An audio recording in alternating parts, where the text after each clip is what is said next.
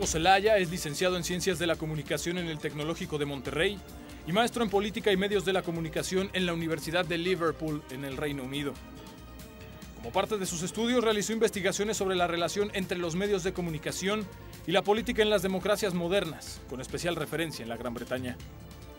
Tras completar su maestría, trabajó para el Servicio de Enlace No Gubernamental de las Naciones Unidas en Nueva York. Víctor Hugo Celaya es uno de los fundadores de Arto, cuyo objetivo principal es sacar el arte de los museos y dar el arte a los pueblos. También es director general de PEACE, una firma de asesoría en México concentrada en innovación social para los gobiernos y empresas. Víctor también fue cofundador de Join, un sitio web que promueve el periodismo ciudadano en México con el fin de crear alternativas en los medios de comunicación tendenciosos que existen en el país. En 2010, Join recibió el World Youth Summit Award en la categoría de En Busca de la Verdad, que otorga la ONU en Nueva York por el uso de la tecnología para ayudar a lograr objetivos de desarrollo social.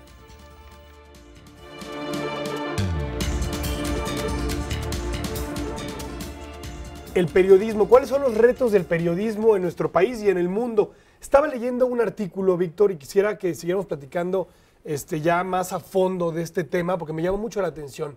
Decía que, y ponía el ejemplo de la muerte de Whitney Houston. Decía, mira, fíjate cómo muere Whitney Houston y empezamos a recibir mensajes por SMS de texto con la muerte de ella, ¿no? Y en Facebook ves que se murió Whitney Houston y suben una foto. Y en el Twitter empiezas a ver tweets de que se murió Whitney Houston. Entonces, el artículo decía, ¿en qué momento empezamos a dejar de buscar en Internet y es el Internet el que nos busca a nosotros? Y es bien interesante porque pareciera que ahora, más que buscar información en la red ya nos conoce y nos manda la información que nosotros estamos buscando. Los medios tienen un papel muy interesante en este sentido, ¿no? No sé si ustedes están buscando tener públicos cautivos para enviarles la información que el público específicamente quiere. Sí, mira, ahorita lo que mencionabas, ahorita el ejemplo de Whitney Houston es muy bueno, porque no solamente en la parte de los espectáculos como Whitney Houston, ¿no?, que murió, si lo hemos visto también cómo funciona en las revoluciones árabes que pasaron el año pasado, que por ejemplo, antes los medios de comunicación servían como, la traducción es el watchdog, pero como perros guardianes de lo que hacían los gobiernos, de lo que pasaba en los gobiernos. Y sin embargo, ahora ha ido cambiando este rol. O sea, ya no son los medios los que están presionando. Bueno, no que se haya dejado de pasar, pero ha pasado mucho más el empoderamiento de esto hacia los ciudadanos. Ahora son ellos los que exigen diferentes cosas a los gobiernos, se están dando cuenta de lo que no está pasando, están reportando en sus comunidades o en sus ciudades qué es lo que hace falta.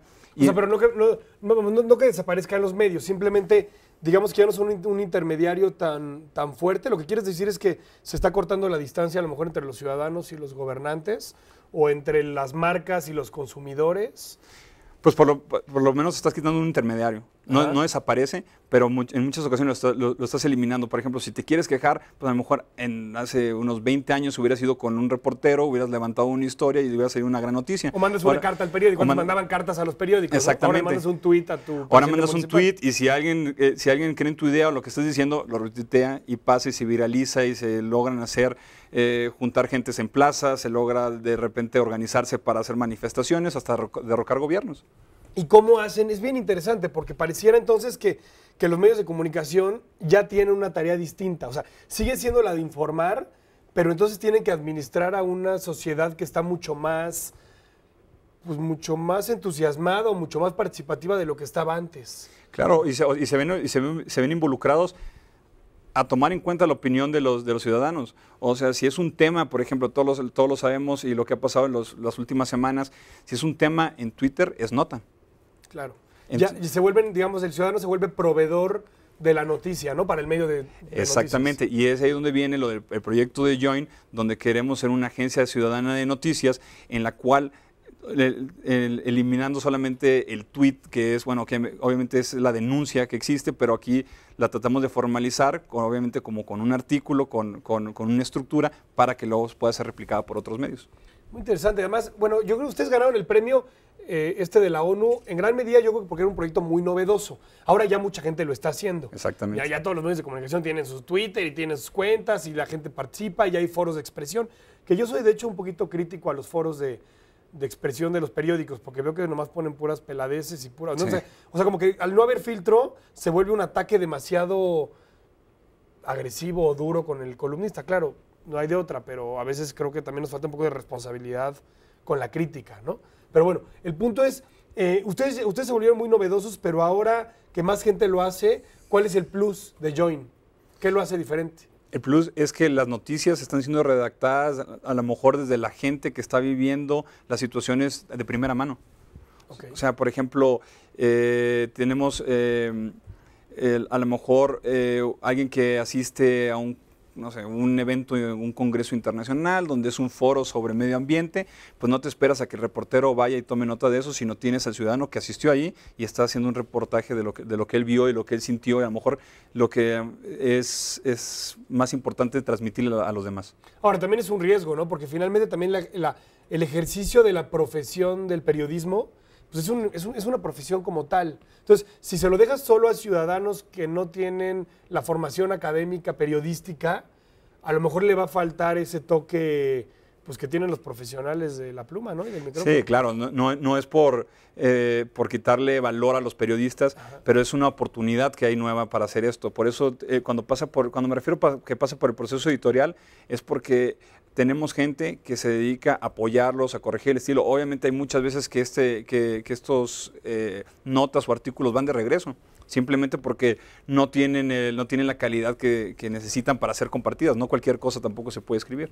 Ustedes hacen algo que me gusta mucho y lo veo obviamente en Arena Electoral, ¿no? Una página que les recomiendo muchísimo. Pero hace una cosa que me encanta, que son las infografías, que es cómo puedes transmitirle al lector información de un tema en particular de una manera gráfica y de una manera que sea atractiva visualmente. Lo hacen muy bien. ¿Por qué no le explicas al auditorio en qué consiste una infografía? Mira, ese es un tema muy interesante. Ahorita que estábamos hablando del rol de las redes sociales, de la información en estos tiempos, pues hemos llegado a un punto donde la información ya nos sobra. O sea, hay demasiada información. Es más, si sigues a alguien en Twitter, si sigues un RSS, si sigues algún periódico, no tienes a lo mejor el tiempo para leer las notas completas, porque sobra la información. Ahora lo que se necesita hacer es una forma de visualizar toda esa información. Y una de esas formas son los infográficos. Los infográficos, lo que estamos haciendo específicamente es hacer comparativos del proceso electoral aquí en México, pero de una forma muy fácil. En lugar de tener que leer a lo mejor las propuestas de los diferentes candidatos, lo que queremos hacer es que en una sola gráfica puedas ver de jalón visualmente pues cuáles son las diferencias en el comparativo de estos candidatos. Claro, porque además lo ves gráficamente, entonces ves a lo mejor una gráfica o no sé, a lo mejor la opinión de un candidato o un tema en particular de un tamaño y el comparativo de otro año con otro tamaño, ¿no? Entonces visualmente tú ya sabes cuál es más grande que el otro sin tener que ver la cifra, ¿no? Es como muy evidente. Exacto, y aparte no es las gráficas comunes y corrientes, estás jugando con elementos que son visualmente mucho más atractivos para cualquier segmento de la población. No tienes que saber a lo mejor las líneas que se grafican como en la economía o círculos o los pies de información, sino tratas de poner a lo mejor, si vas a hablar, por ejemplo, el que salió el pasado martes sobre la canasta básica, pues usa elementos gráficos donde hace una canasta más chiquita, una más grande, pones el dato de cuánto se subió la canasta básica, de cuánto ha subido la gasolina, pero de una forma muy, muy fácil. A lo mejor no le puedes dar toda la información, pero le das datos relevantes en 5 minutos a toda la gente para que se les quede en la mente. Son como las nuevas monografías, ¿no te acuerdas de cuando estábamos en la primaria, ¿no? Que comprabas la monografía en la papelería. Es una cosa un poco así, ¿no? Con información que sea visualmente muy atractiva y muy digerible también para el nuevo público. No, te interrumpo porque nos tenemos que ir a un corte. No se vaya, estamos en 3 en 30, hoy 1 de 30. ¿No? Mande una llamadita, ¿no? Al 52 30 30 34 o al 01804. Efecto, ya sabe, efecto con K.